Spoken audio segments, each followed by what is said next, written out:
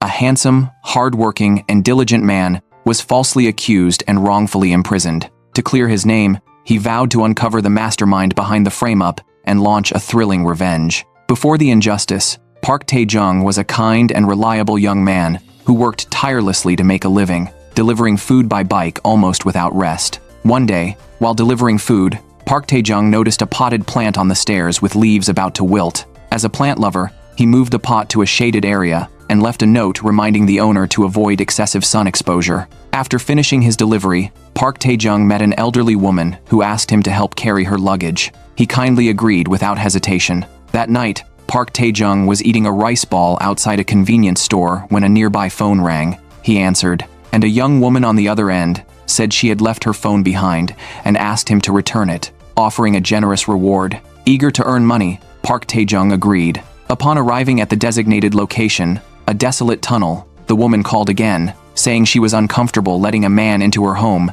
and asked him to leave the phone in a phone booth inside the tunnel. Park Tae-joong followed her instructions, took the reward, and left, unaware that this night would mark the beginning of a nightmare. Days later, on a rainy day, Park Tae-joong was busy moving rain-soaked plants indoors when there was a sudden knock at the door. To his shock, it was the police, who arrested him on charges of sexual assault and murder. It turned out a young woman had recently been murdered and dismembered, and the police had seemingly identified Park Tae-joong as the suspect. He protested his innocence, but the police only emphasized the severity of the situation and refused to release him. Soon, Park Tae-joong's girlfriend and friends all learned about his arrest. His friends came to visit and told him that his personal information had been leaked online. They urged him to hold on, saying they would do everything they could to help him outside. Later, his girlfriend came to see him. Facing her, Park Tae-joong shouted that he was innocent, insisting he had never committed murder. His girlfriend believed in his character and promised to do everything she could to get him out.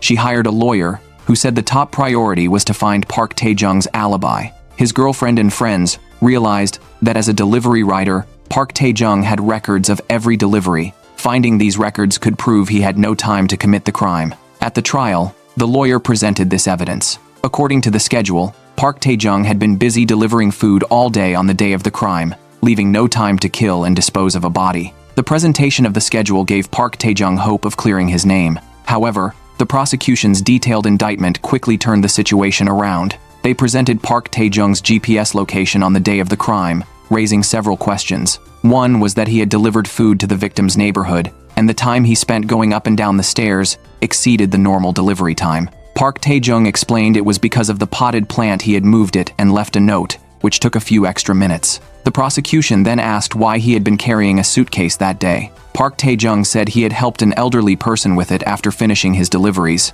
Unexpectedly, the prosecution revealed that this was the very suitcase found at the crime scene. Forensic results confirmed it had been used to transport the body. Additionally, convenience store surveillance showed that Park Tae-joong had been in possession of the victim's phone. He explained that he had picked it up by chance and intended to return it to the owner. But the prosecution presented evidence that the tunnel where Park Tae-joong returned the phone was only a few dozen meters away from the body disposal site. In addition to these doubts, the prosecution presented a crucial piece of ironclad evidence. Investigations revealed that the victim had been dismembered inside the building where she lived. Moreover, a male's bodily fluid was found on the victim's lower body. Forensic results proved that the fluid sample matched Park Tae-joong's perfectly. Every piece of evidence pointed squarely at Park Tae-joong. Based on this, the prosecution charged him with murder and sexual assault. Park Tae-joong shouted his innocence, completely at a loss as to how this could have happened. At this point, the prosecution spoke again, pointing out that the sun-exposed potted plant Park Tae-joong mentioned did not exist in that building. Park Tae-joong was plunged into despair. That day, his girlfriend came to visit him again. However, by this point, the lawyer had already given up on defending him. Even his girlfriend had lost faith in Park Tae-joong. The reason was that in the evidence photos from the scene, she saw a couple's bracelet that belonged to Park Tae-joong. In a state of collapse, the girlfriend took off the bracelet and broke up with him. She could no longer bring herself to believe in her lover. Not long after, Park Tae-joong was sentenced to life in prison and sent to prison. Shortly after becoming a prisoner, a public defender, Lawyer King, came to see him. Lawyer King appeared full of compassion. He said he had doubts about Park Tae-joong's case, believing the prosecution's investigation had not considered other possibilities. He urged Park Tae-joong to try his hardest to recall any clues he could think of, and that he would do everything in his power to help. For Park Tae-joong, who was in dire straits, Lawyer King was undoubtedly a lifeline in a moment of despair.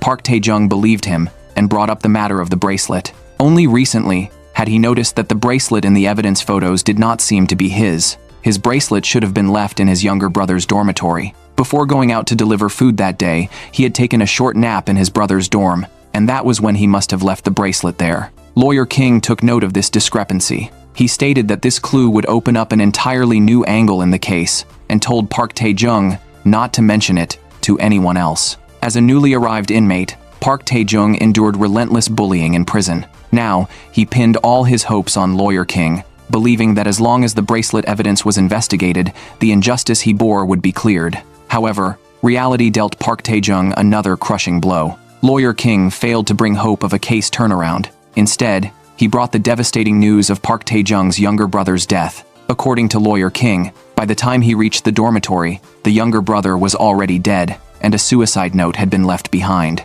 The loss of his brother extinguished Park Tae-joong's last flicker of hope. That night, in despair, Park Tae-joong chose to end his life. Yet, as he closed his eyes, he seemed to see his beloved younger brother and hear him urging him to live on. Holding on to this faint glimmer of hope, Park Tae-joong attempted suicide 3 times but failed each time. Enduring pain and despair, Park Tae-joong now existed like a walking corpse, merely surviving. His friends visited every month, but he refused to see them, having lost all faith in life. On Easter, the prison church held an event, and Park Tae-joong was taken there by the guards. The acolyte, No Young-sik, who was also a prisoner, handed Park Tae-joong a piece of cake. Using Christian words, he comforted the hollow shell that was Park Tae-joong, urging him to live on, even if he couldn't adapt, as if he were already dead. He advised Park Tae-joong to consider the time that followed a gift from God, and to do everything he had ever regretted not doing. No Young-sik's words struck a chord in Park Tae-joong's heart, and he finally broke down in tears. In the long, lightless time that followed, Park Tae-joong became a follower of Christ. While silently enduring the bullying of his fellow inmates, he threw himself into life with all his might. He read, exercised, and obtained technical certifications. He also planted seeds. Gradually, spring arrived. The certifications Park Tae-joong had earned had piled up like a small mountain, and the seeds he had sown had sprouted. Due to his daily workouts, he had become increasingly resilient and tough. 5 years had passed in the blink of an eye. The saplings Park Tae-joong had nurtured had now grown into a full nursery. The prison guards regarded him as an expert in plants, and often came to seek his advice whenever they encountered plant-related issues. Park Tae-joong had managed to endure, largely thanks to No Young-sik, who had often looked after him and treated him as a friend. But this day, No Young-sik was about to be released. Park Tae-joong felt a deep sense of loss as he bid farewell to his only friend, bowing deeply to him and loudly expressing his gratitude for No Young-sik's care and companionship over the years.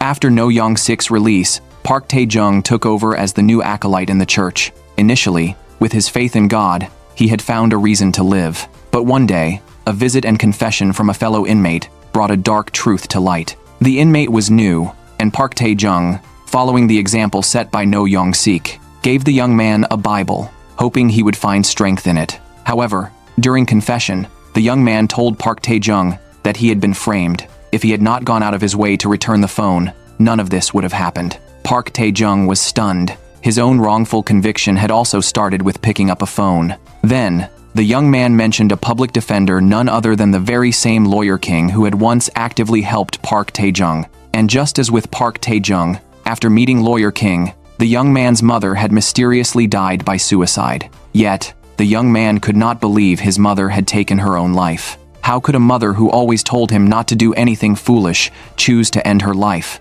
The young man's account left Park Tae-joong deeply shocked. Every detail of his story, the way he had been wronged, was almost identical to what had happened to Park Tae-joong. From this point on, Park Tae-joong began to re-examine his own case. The very next day, the young man who had confessed to Park Tae-joong died in prison also by suicide. By this point, Park Tae-joong was almost certain that behind both his own wrongful conviction and that of the young man, there must be a dark hand manipulating everything. Driven by this realization, Park Tae-joong actively reached out to Lawyer King, falsely claiming to have thought of additional clues. During their meeting, Park Tae-joong confronted Lawyer King, stating that he did not believe the similarities between the two cases were mere coincidences. As expected, after a round of questioning, Lawyer King dropped his disguise and revealed his true nature. With a sinister smile, he admitted that the entire case had been fabricated. The conspiracy had begun in secret from the moment Park Tae-joong picked up the phone. Later, Park Tae-joong's younger brother found his bracelet in the dormitory,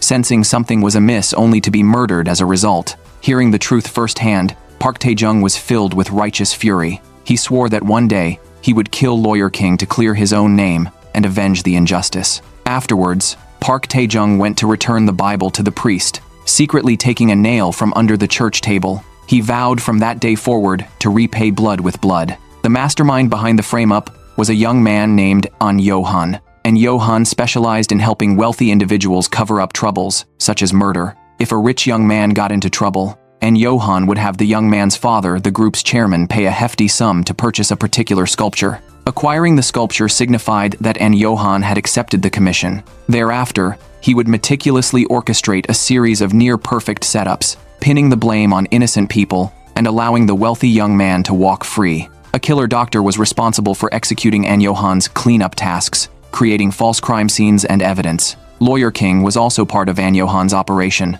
At the same time, while Park Tae-joong in prison was executing a secret plan. During this time, using his skills, Park Tae-joong no longer feared the prison's top inmate, even beating his opponent into submission and warning him not to provoke him again. The prison's top inmate, nicknamed Principal, had originally intended to eliminate the increasingly powerful Park Tae-joong. However, the warden privately approached him, hinting that he should not act recklessly. The two of them had been secretly involved in murderous activities within the prison, but with the recent death of the wrongfully accused young man, the warden, fearing a major scandal, instructed the principal not to cause any more trouble for the time being.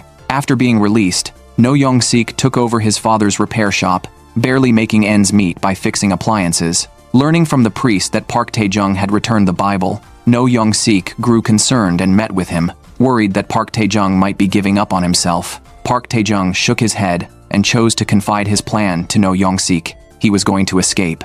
To achieve his escape, Park Tae-joong began his secret operations in plain sight. While cleaning during the day, he would deliberately note the guards' shift changes, the keys to the doors, the arrival times of the food delivery trucks, and so on. He had to prepare meticulously for all these details. Yet, danger lurked at every turn within the prison. That night, a cellmate was transferred to Park Tae-joong's cell. The cellmate had been sent by the principal, who was unwilling to let go and wanted him to teach Park Tae-joong a lesson. Unfortunately for the principal, his plan backfired. Park Tae-joong sensed the danger and, after a brief fight, defeated the cellmate without a scratch. However, Park Tae-joong realized that the principal was a major threat that had to be eliminated. The next day, Park Tae-joong deliberately provoked the principal by bringing up how he had violated his own sister, infuriating him. The enraged principal, now intent on killing Park Tae-joong, was subdued by the arriving guards and placed in solitary confinement. With the obstacle removed, Park Tae-joong asked the guard, Yang, who had often looked out for him, for several seemingly useless pieces of sponge. In secret, Park Tae-joong hid the sponges under a flower pot and later brought them into a warehouse in another area. The next day, he ambushed and attacked a cellmate who was cleaning the area, then volunteered to take over the cleaning duties. While cleaning, Park Tae-joong went to the warehouse, retrieved the sponge, and used it as a mold to create a key shape. He then poured a liquid substance into the mold when no one was looking and hid the half-formed key in a flower bed. Later, under the pretense of fixing a guard's car, Park Tae-joong took advantage of the guard's absence to go to the workshop. There, using the skills he had learned, he cut and copied 2 keys. When the guard returned, he conducted a routine search, but failed to find the hidden key because it wasn't on Park Tae-joong. It was tucked inside the burger bag the guard had given him. At the same time, the killer doctor, who was working with An Yo-han, arrived at the prison under the guise of administering vaccines to the prisoners. His real intention was to secretly replace the medication and kill Park Tae-joong. Fortunately, the warden unintentionally helped Park Tae-joong. The previous day, the prison had held a fighting competition, and the warden had bet on Park Tae-joong, who was known for his fighting skills. Not wanting the vaccine to affect his performance, the warden had someone else take Park Tae-joong's place for the vaccination. Park Tae-joong, however, had no interest in the fight. The next day, he casually knocked out one of his opponents and called it a day. Today was the day Park Tae-joong had planned to escape. Only half an hour remained before the plan was to be executed. At this moment, the killer doctor discovered that the person who had been vaccinated was an imposter and insisted that Park Tae-joong receive the vaccine. Park Tae-joong, while keeping an eye on the time, agreed to the injection. Unbeknownst to him, the doctor had replaced the vaccine with a lethal drug.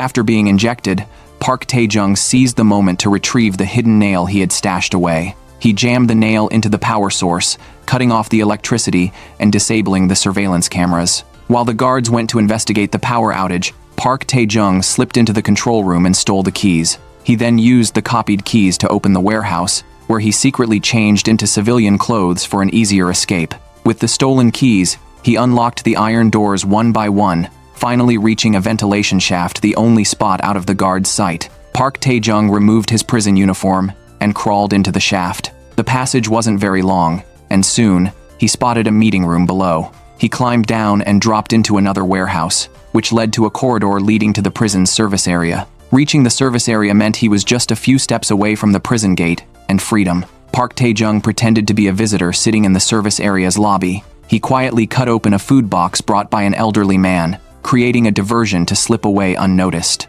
Thanks to his meticulous planning, Park Tae-joong actually made it out of the service area's door. Regrettably, the moment he stepped outside, the drug's effects kicked in, making the world spin around him. He ultimately collapsed at the entrance, foiling his escape. When he woke up, Park Tae-joong found himself back in the prison's infirmary. The doctor informed him that he had been injected with rat poison. Fortunately, because he often took vitamins, the poison's potency was weakened. The prison guard, aware of Park Tae-joong's escape attempt, spoke harshly to him. Once Park Tae-joong recovered, an investigation would be launched. Park Tae-joong asked the guard to convey his gratitude to No Young-sik, as it was No Young-sik who had bought the vitamins for him. In a way, No Young-sik had saved his life once again. At this moment, the principal had just been released from solitary confinement and immediately came looking for Park Tae-joong with a group of his men. However, Park Tae-joong had long developed the habit of sensing danger. When the principal stabbed into the bed, it was empty. Facing the principal's aggressive approach, Park Tae-joong stood his ground alone. Though the principal had the numbers, he underestimated Park Tae-joong. With his exceptional skills, Park Tae-joong defeated all of the principal's men. The principal,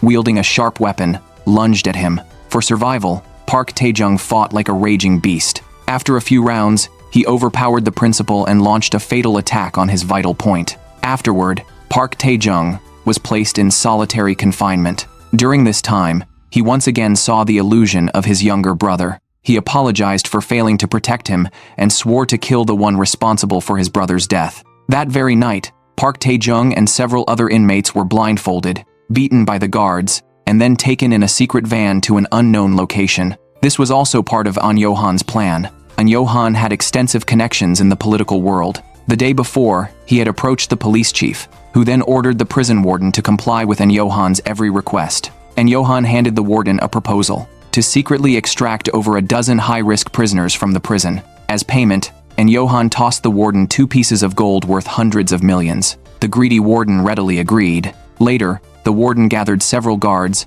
gave each a large sum of money, and instructed them to cooperate. With the warden and multiple guards in on the plan, a total of 12 prisoners, including Park Tae-joong, were secretly taken out of the prison. Meanwhile, An Yo-han was gleefully reviewing the files of the 12 prisoners, each a notorious criminal, except for Park Tae-joong, who had been wrongfully convicted. That night, the 12 prisoners were taken to a secret location. The next morning, they were all dressed in white and brought to what appeared to be an abandoned factory. Standing at the highest point, greeting them, was the mastermind behind it all, An Yo-han. An Yo-han, filled with excitement, announced to the 12 prisoners that this was their land of opportunity. At this point, Park Tae-joong still did not know that An Yo-han was the very person who had framed him and was responsible for his downfall.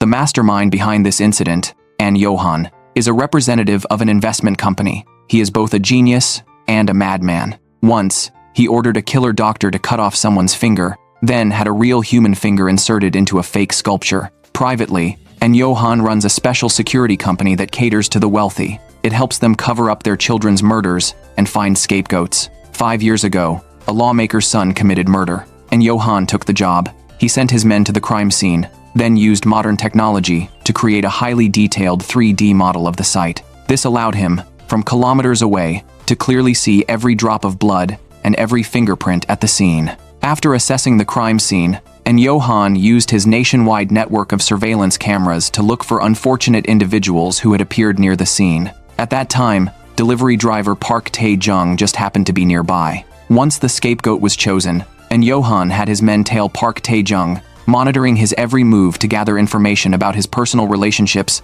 preferences, and more. Next, a special cleaning team infiltrated Park Tae-joong's home, collecting his fingerprints and any other useful evidence. Later, the team attached Park Tae-joong's fingerprints and footprints to various items related to the crime scene. They even retrieved Park Tae-joong's discarded household trash, extracted his personal bodily fluids, and had a doctor inject them into the victim's body, creating a false impression that Park Tae-joong had killed and assaulted the victim. And Johan left no detail untouched in fabricating the murderer. When surveillance revealed that Park Tae-joong had lost his bracelet, Johan immediately ordered an identical one to be placed at the crime scene. After learning from a lawyer that Park Tae-joong's bracelet was actually at his brother's dormitory, the killer doctor was sent to the dormitory to kill the brother and destroy the evidence. Every detail of Park Tae-joong's supposed presence at the crime scene, from helping an elderly person with their luggage to moving a potted plant in the hallway, was meticulously tailored by Johan based on Park Tae-joong's personal traits. Now,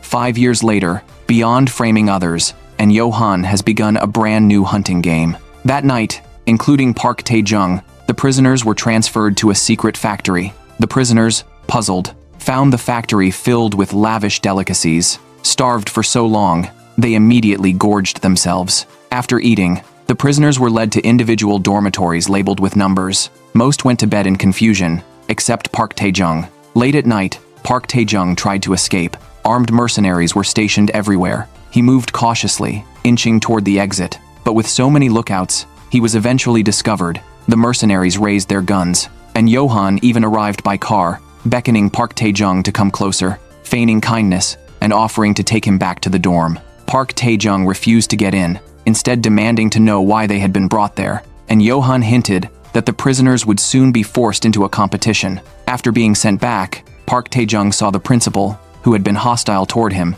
and his group still gorging themselves in the living room. The principal once again taunted Park Tae-joong, vowing revenge. Words escalated into a fight until a mercenary fired a warning shot into the air, forcing them to back down. The next morning, a loud broadcast roused the prisoners, marking the start of a new and dangerous day. Dressed in white suits provided by Johan, they were gathered in the factory's open space. Standing at the highest point, Johan announced it was a racetrack. The prisoners would race in randomly assigned vehicles, with no rules. One prisoner, outraged by Johan's lawlessness, refused to participate, and Johan immediately shot him dead on the spot. The rest fell silent. In the tense atmosphere, Johan's men arrived in a truck, and Johan announced that inside the truck was 5 billion won in cash, which would belong to the winner of the race. Next, the prisoners were to retrieve their assigned vehicles from the pit stop according to the numbers on their uniforms, and Johan offered each prisoner a chance to meet with him privately,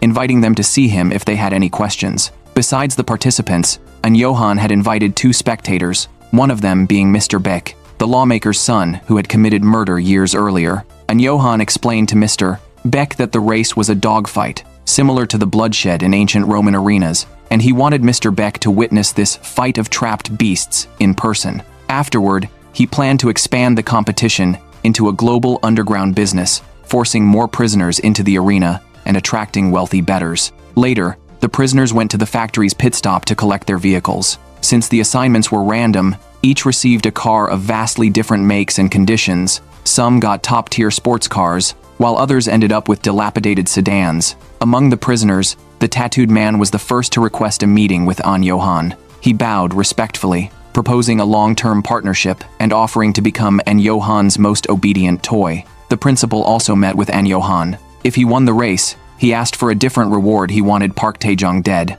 Johan laughed, saying he didn't care about the players' lives. If the principal could kill Park Tae-joong in the game, he would simply watch. With no rules in place, the prisoners began fighting among themselves, each trying to snatch the best vehicles. Meanwhile, prisoner No. 10 approached Park Tae-joong, seeking an alliance and proudly showing off the high-end sports car he had been assigned. At night, Park Tae-joong helped repair and reinforce the sports car. At that moment, the tattooed man came with several others to seize the car. However, Park Tae-joong sped off like the wind and directly rammed into the tattooed man, knocking him aside. Park Tae-joong's boldness angered the principal, who pursued him fiercely in a car, intent on both killing Park Tae-joong and stealing the vehicle. But Park Tae-joong, showing no fear, drove straight into the principal with full force, leaving the principal dizzy and disoriented. Seeing this, An Johan ordered the mercenaries into action. After the mercenaries fired warning shots again, the principal and his group finally ceased the conflict.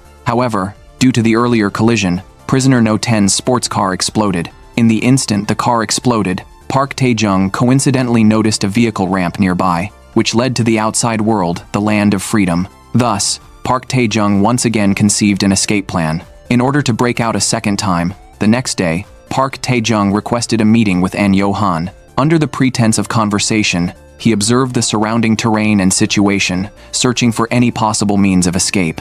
The race was scheduled for the following day. That night, Park Tae-joong fully modified his car. With the technical licenses he had obtained during his 5 years in prison, he was already highly skilled at repairs and modifications. The next day, the prisoners speculated wildly about the upcoming race. The tattooed man cast his gaze toward Park Tae-joong. Based on Park Tae-joong's past performance in prison, the tattooed man was certain that Park Tae-joong would be the final winner even if he were driving the worst car. For this reason, the tattooed man and his companions agreed that they would do everything possible to eliminate Park Tae-joong. And Johan contacted the tattooed man, accepting his proposal for a long-term partnership. He mentioned that he had placed a gift in the tattooed man's car, hoping he would use it to make the race more interesting. When the race began, the prisoners drove their respective cars to the arena one by one. Before the start, An Johan once again emphasized that there were no rules in the race, which meant that every driver could do whatever it took to win. As the drivers prepared, inside the highest room,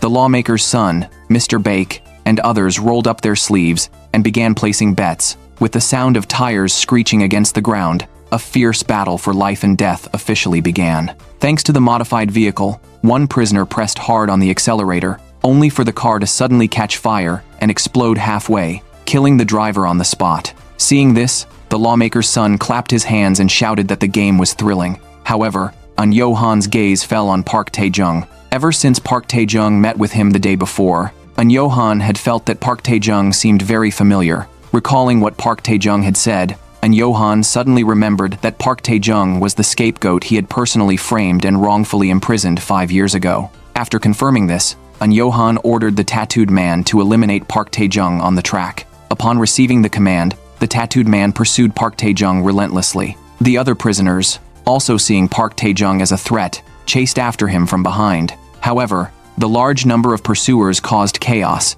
and within moments, several cars collided during the pursuit. Park Tae-joong took the opportunity to leave the trailing vehicles far behind, and Johan launched a drone to search the area, only to see Park Tae-joong suddenly emerge from a corner on a motorcycle. With exceptional skill, Park Tae-joong rode the bike and soared high over the principal's head, a sight that made the lawmaker's son applaud in admiration. The tattooed man refused to let Park Tae-joong go. He took out a gun that An Johan had given him and kept firing at Park Tae-joong. However, Park Tae-joong had set up a trap, a gas cylinder chained to the back of the motorcycle. When the tattooed man caught up, the cylinder entangled his car, causing it to flip. Witnessing this, An Johan changed the rules of the game. From now on, the objective was to either capture or kill Park Tae-joong, and the winner would receive double the prize money. For the money, the principal pulled out a knife and engaged Park Tae-joong in a bare-handed duel. However, he still underestimated Park Tae-joong's fighting ability. In just a few rounds, Park Tae-joong completely defeated the principal.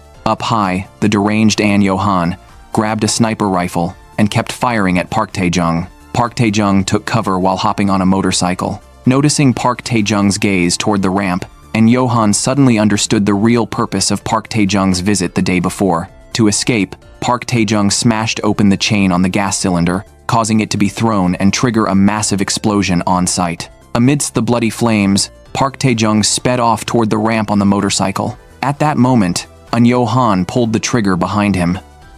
Last night, Park Tae-joong spotted the ramp in the racing game, hopped on a motorcycle, and sped away, narrowly avoiding An Johan's bullets, before landing safely on the riverbank. After escaping, Park Tae-joong avoided the crowd, and went to his former cellmate No Young-sik's electronics repair shop. Young-sik not only bandaged Park Tae-joong's wounds, but also let him stay and gave him a smartphone. Park Tae-joong visited the columbarium to see his mother and brother, his resolve for revenge growing stronger. To uncover the mastermind behind the frame-up, he decided to start with the deceitful king lawyer. After some searching, Park Tae-joong quickly located the lawyer's hideout and followed him that night, giving the hypocritical man a severe beating. While searching the lawyer's office, Park Tae-joong found a photo and file of a girl. He demanded to know what the lawyer planned to do with the information. Under Park Tae-joong's threats, the lawyer confessed that the girl was a model selected to take someone else's place in prison. The framing process involved stalking her to gather personal details, exactly what Park Tae-joong had endured.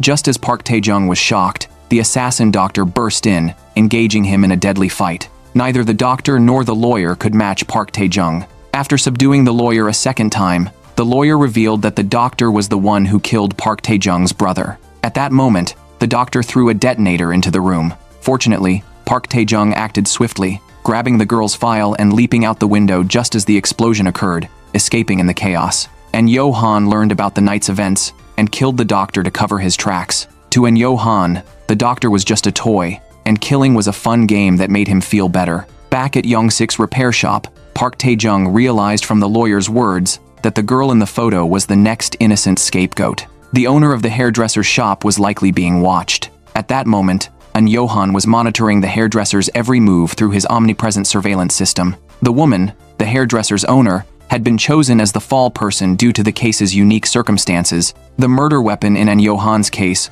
was unusual. He compared it and found its shape resembled hairdressing scissors. After deliberation, he framed the hairdresser as the scapegoat. Meanwhile, Park Tae-joong was trying to help the hairdresser, believing her case held the key to clearing his own name. Park Tae-joong obtained parts from Young-sik, assembled a monitoring device, and installed it on a pole across from the hairdresser's shop. Young-sik gave him money and promised full support. Touched, Park Tae-joong saw Young-sik as his last refuge. Over the next few days, using equipment from Young-sik's shop, Park Tae-joong installed cameras around the hairdresser's shop and hid inside, observing suspicious individuals. One day, a girl stole money from Young-sik. Park Tae-joong subdued her, only to learn she was Young-sik's daughter, No Eun-bi. She was rebellious and demanded weekly rent from Park Tae-joong, even punching him after taking the money. Reviewing the footage, Park Tae-joong spotted a car repeatedly appearing near the hairdresser's shop. He also recalled the victim's phone in his own case. He had never met the victim, yet the phone's location data matched his movements exactly. Based on the surveillance, he noticed a motorcycle tailing the hairdresser almost 24/7. Combining this with his own experience, Park Tae-joong was certain a lost and returned phone scheme would follow. As expected, Park Tae-joong arrived at the hairdresser's to find the owner already out. The owner's daughter told him her mother had gone to return a phone. Fortunately, the owner had left the address before leaving. Park Tae-joong hurried off on his motorcycle, knowing he had to get there before the owner returned the phone. The owner had been tricked into meeting the so-called phone owner at the agreed location. Luckily, just as the woman took the phone, Park Tae-joong arrived on his motorcycle, snatched it away, and sped off, leaving pursuers behind. To Yo-han, Park Tae-joong's escape was a major threat. To find him, Yo-han contacted Officer Hwang, who had been investigated for bribery. Yo-han promised to drop all charges against him, along with a promotion and raise, in exchange for tracking down Park Tae-joong. Officer Hwang first went to the prison to investigate. Inside, kind-hearted prison guard Yang was demanding answers from the warden about Park Tae-joong's disappearance. However, the warden, already in cahoots with Yo-han, had no intention of making the disappearance public and fed Yang lies. He urged Yang to help Officer Hwang secretly hunt Park Tae-joong. Officer Hwang searched Park Tae-joong's former cell and found case files hidden under the bed. Later, he examined the body of King the lawyer, which was badly disfigured in the explosion. Next, the officer planned to visit Young-sik, Park Tae-joong's former cellmate. At Young-sik's shop, Officer Hwang pressed him, but Young-sik tried to cover up his tracks. The officer insisted on searching a certain room, and Young-sik resisted, but luckily, the person inside was Young-sik's daughter. Upon learning the officer's identity, No Eun-bi, with her fiery temper, accused him of trespassing and kicked him out. Park Tae-joong narrowly escaped. Back at Young-sik's shop,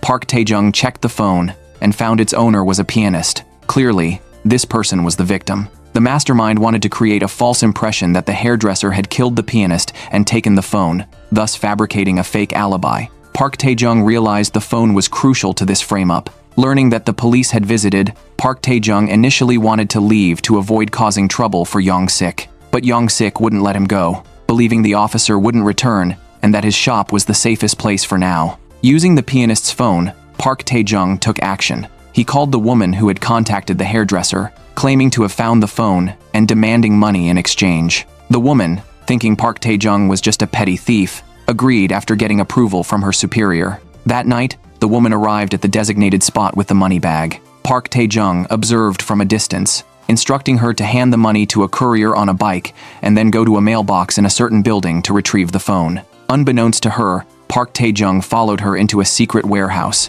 He knocked out a staff member, put on their uniform, and sneaked deeper inside. There, he saw people collecting fingerprints, hairs, and other evidence from various personal items to frame the hairdresser. Park Tae-joong secretly recorded the scene with his phone, but at a critical moment, he received a call from Young-sik. Young-sik had noticed an intruder in the hairdresser's shop through the security feed. The call gave Park Tae-joong away, but he managed to escape thanks to his quick reflexes. Meanwhile, a female assassin working for An Yo-han had infiltrated the hairdresser's shop and was about to attack the owner. Fortunately, Park Tae-joong arrived in time and engaged the assassin in a brutal fight. The two were evenly matched, but with Young-sik's timely call to the police, they managed to bring the hairdresser and her daughter back to Young-sik's shop before the authorities arrived. No Eun-bi was also in the shop, and her gaze fell on Park Tae-joong. She realized he was actually a kind and gentle person. Park Tae-joong showed the hairdresser his investigation materials and told her about the frame-up she was about to face.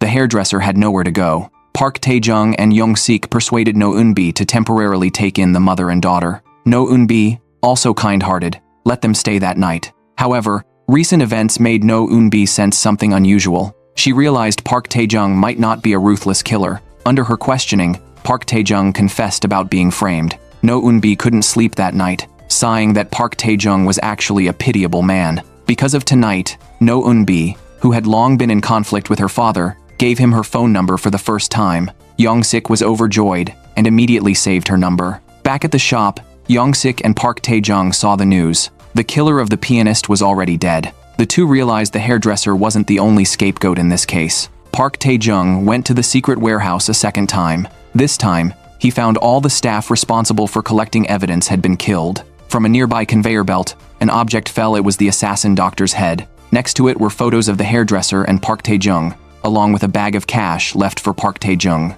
Realizing the mastermind was mocking him, Park Tae-joong was furious. A large screen in front of him displayed the son of a congressman, labeled as the real killer, arrogant, and Johan even provided an account name, urging Park Tae-joong to seek revenge. Behind the scenes, An Johan saw himself as a god, orchestrating this grand game. Everyone in the warehouse had been killed by his orders. The day before, when An Johan learned his subordinates had foolishly spent money to retrieve the phone, he immediately ordered the female assassin to kill those in the warehouse. Now, he wanted Park Tae-joong to go after the congressman's son because he was being threatened by the congressman. After Park Tae-joong's escape, the congressman and his son held An Johan accountable, even demeaning him as a servant. And Johan naturally wouldn't tolerate anyone looking down on him, so he planned to use Park Tae-joong to eliminate the congressman. At this moment, Park Tae-joong was consumed by rage, unaware of the extreme danger ahead. After escaping from prison, Park Tae-joong desperately investigates the truth of his wrongful conviction. Following the clues, he tracks down a secret warehouse where he finds all the staff forging evidence have been eliminated. On the large screen inside, the mastermind and Johan leaves a message for Park Tae-joong, instructing him to find Mr. Baek, the son of a legislator, and revealing that Mr. Baek is the real culprit behind the case Park Tae-joong was framed for. To make the game more interesting, and Johan easily hacks into Mr. Baek's social media account, changing it from private to public, deliberately ensuring Park Tae-joong can track him down. Through posts in the account, Park Tae-joong learns Mr. Baek is currently in Busan. Driven by revenge, Park Tae-joong heads to Busan alone. Meanwhile, in Seoul, two police officers continue their search for Park Tae-joong. He calls Officer Yang, vowing to clear his name by catching the real criminal himself. Officer Hwang grabs the phone and hears the sound of a Busan train station announcement over the line, prompting them to immediately depart for Busan. No Young-sik, unable to reach Park Tae-joong, grows anxious. His daughter, No Eun-bi, also worries about Park Tae-joong and accompanies her father to the detention center to confirm his status. After speaking with the prison chaplain, they confirm Park Tae-joong has not been arrested. No Eun-bi cleverly recalls that her father had given Park Tae-joong his old phone. The two go to a phone store, falsely claiming the phone was lost, and quickly track its location to Busan. In Busan, Park Tae-joong spots his target, Mr. Baek, who is hosting a party on a yacht. Park Tae-joong sneaks aboard without hiding, directly confronting Mr. Baek, while secretly recording the conversation, trying to provoke him into confessing. Mr. Baek recognizes Park Tae-joong, the scapegoat, but remains arrogant, showing no remorse for his crimes. He even calls in a group of thugs to eliminate Park Tae-joong. A fierce fight ensues, but Park Tae-joong is overpowered by the leader, who knows some martial arts. Mr. Baek contacts En Yo-han, boasting that he has caught Park Tae-joong. He also realizes that Park Tae-joong must have been betrayed by En Yo-han to know his location. En Yo-han pretends to accept defeat, promising to return the money Mr. Baek paid him for his services. As for Park Tae-joong, Mr. Baek can do whatever he wants with him. En Yo-han is just such a madman. Today marks the 10th anniversary of En Yo-han's parents' death. Family members gather at the temple to pray for the deceased. His uncle, a psychiatrist, believes En Yo-han must have trauma from the tragedy. En Yo-han plays along with his uncle's expectations, feigning sorrow, but flashes a barely noticeable smirk when turning away. His aunt covets En Yo-han's parents' inheritance and rushes to settle the shares. En Yo-han pretends to be submissive, letting her take charge, but secretly instructs the blind nanny to eliminate all relatives. The nanny brings in assassins, who quickly slaughter everyone. On her deathbed, the aunt remains disdainful. Their conversation reveals the nanny is En Yo-han's biological mother, seen as a lowly outsider by the family, yet the only one he truly trusts. Years ago, fearing she might leave due to mistreatment, young En Yo-han poured mercury into her eyes, blinding her. To the nanny, this was En Yo-han's way of showing love, and she accepted it as her own child. After speaking, the nanny kills the aunt with a weapon. Meanwhile, in Busan, En Yo-han is bound in a ship's cabin by Mr. Baek. Fortunately, No Young-sik and No Eun-bi arrive. As they search, Officer Hwang and Officer Yang approach with their team. In the emergency, No Young-sik and No Eun-bi split up to look for Park Tae-joong, while the officers do the same. A thug alerts Mr. Baek about the police, prompting him to move Park Tae-joong to another cabin, only to find Park Tae-joong already gone. No Young-sik had noticed the ship's abnormality and rescued Park Tae-joong. Officer Yang soon spots them and urges Park Tae-joong to return, promising to help through official channels. No Young-sik retorts that if Officer Yang truly wants to help, actions speak louder than words. Officer Hwang then blocks their path, but No Eun-bi surprises the officers from behind, spraying Officer Yang with a fire extinguisher. With the father-daughter duo's cooperation, Park Tae-joong is safely rescued. Night. Park Tae-joong sleeps in No Eun-bi's house. No Eun-bi looks at Park Tae-joong's gentle expression and is convinced he is not a bad person. The next day, Park Tae-joong thanks No Eun-bi, and their relationship improves significantly. Park Tae-joong repeatedly listens to the recording of Mr. Baek mocking him, trying to find flaws. Officer Yang follows Park Tae-joong's earlier message and goes to a train station locker to retrieve information about Mr. Baek. Mr. Baek calls En Yo-han, suspecting he sent people to take Park Tae-joong. En Yo-han immediately realizes Park Tae-joong has help. Park Tae-joong talks to No Young-sik. Strangely, despite going to Busan for revenge, deep down, he only wants an apology. Hearing this, No Eun-bi is even more certain Park Tae-joong is a kind person. To find Park Tae-joong, Mr. Baek summons more thugs. Park Tae-joong secretly modifies tools to make a gun. Later, Mr. Baek posts a challenge on social media, inviting Park Tae-joong to a duel at 9 p.m. the next night. Before the duel, Park Tae-joong listens to No Young-sik's story. No Young-sik recalls a sad past. Years ago, he had an argument with his wife, accidentally dropped a cigarette in the room, causing a fire. Out of fear, he didn't dare go in to save her, leading to his arrest for murder. He has been resented by No Eun-bi for many years. The next morning, Park Tae-joong practices shooting. Since it's a homemade gun, what fires from the barrel isn't bullets but equally deadly nails. No Eun-bi calls Park Tae-joong out for breakfast. Her friend notices No Eun-bi seems to have developed feelings for him. No Eun-bi rides to a convenience store to buy cigarettes and spots Officer Hwang inside. The officer is tracking Park Tae-joong's phone signal and is searching for the exact location. No Eun-bi hastily leaves, but Officer Hwang soon remembers the girl who rode away is No Young-sik's daughter and gives chase. Fortunately, No Eun-bi is a skilled rider and successfully loses her pursuers. She urgently notifies her father and Park Tae-joong about the police. To help Park Tae-joong, No Young-sik and No Eun-bi take advantage of the officers chasing them, allowing Park Tae-joong to escape along the rooftops and alleyways, riding away on a motorcycle parked there. When the officers finally stop No Young-sik and No Eun-bi, they find Park Tae-joong is not in the car. Realizing they've been tricked, Officer Hwang is furious but helpless. Officer Yang again demands to know Park Tae-joong's whereabouts from No Young-sik, who refuses to cooperate. In his eyes, the murderer Park Tae-joong never existed.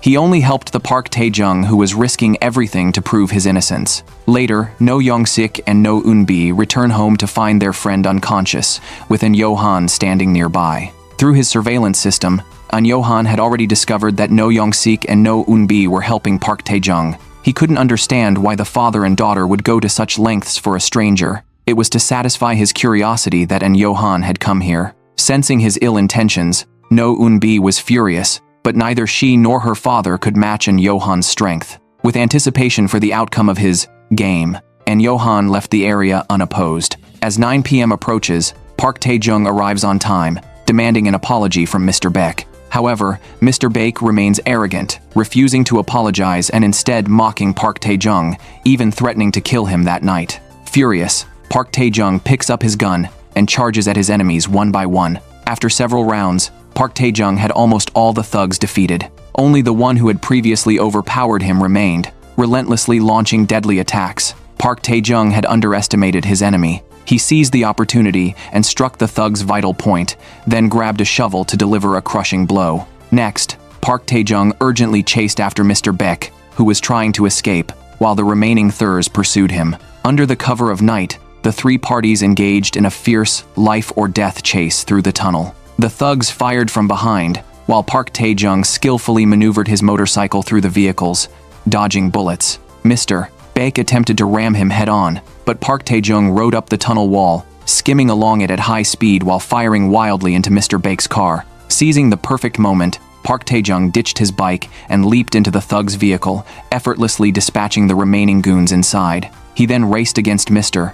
Baek, the 2 cars speeding side by side at breakneck speed. At point-blank range, Park Tae-joong shattered Mr. Baek's window and, with the force of a bulldozer, crushed his enemy's car. Just then, a truck emerged from the tunnel. At the last second, Park Tae-joong swerved to avoid a collision. While Mr. Baek was not so lucky his car was crushed by the truck. Park Tae-joong dragged the severely injured Mr. Baek out of the wreckage, pulled out his phone, and demanded a confession. But even on the brink of death, Mr. Baek remained defiant. Then, Mr. Baek's phone rang. The caller ID displayed, Director On. Park Tae-joong remembered clearly during their confrontation. Mr. Baek had mentioned that it was Director An who had orchestrated everything. The caller is An Yo-han. Park Tae-joong answers the phone. An Yo-han makes no effort to hide his identity. Park Tae-joong finally realizes that the arrogant man he encountered is the mastermind behind it all. An Yo-han speaks in a mocking tone, describing the car accident scene where Park Tae-joong is stranded.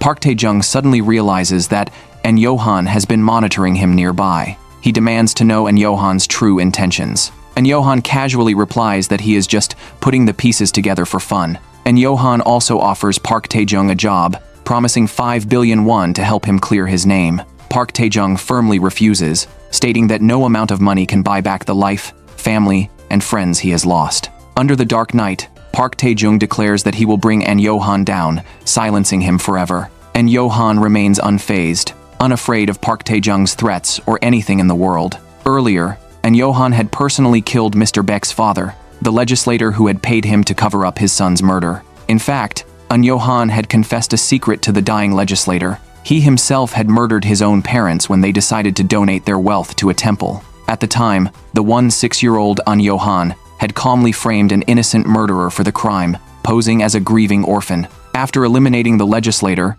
An Yo-han's cleanup team swiftly erased all traces. An Yo-han then boldly enters No Young-sik's home and Park Tae-joong's room, observing everything before burning a family photo of No Young-sik with his wife and daughter. He watches with curiosity, wondering what kind of counterattack Park Tae-joong will launch next.